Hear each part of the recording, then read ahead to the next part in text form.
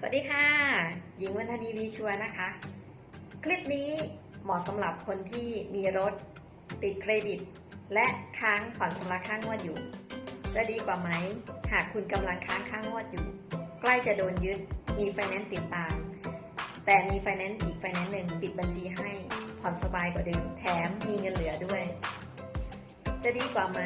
ถ้ารถที่คุณผ่อนอยู่สามารถเปลี่ยนเป็นเงินได้จะดีกว่าไหมถ้าคุณติดเครดิตหรือติดแบล็คลิสต์สามารถกู้ได้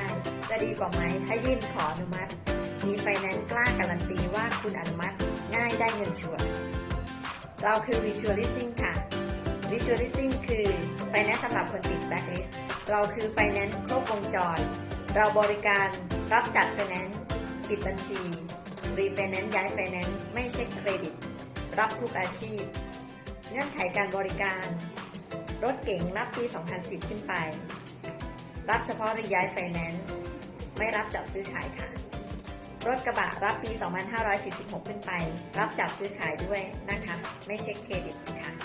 ยังลูกค้าผ่อนรถมาเลยครึ่งทางหรือให้มียอดปิดบัญชีน้อยกว่ายอดจัดไฟแนนซ์ของเรา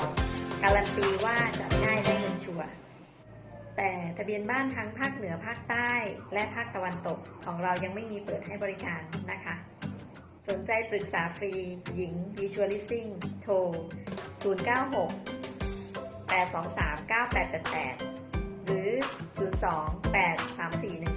1474 หรือสามารถติดต่อทีมงาน Visual Leasing ได้ทุกคนเลยนะคะ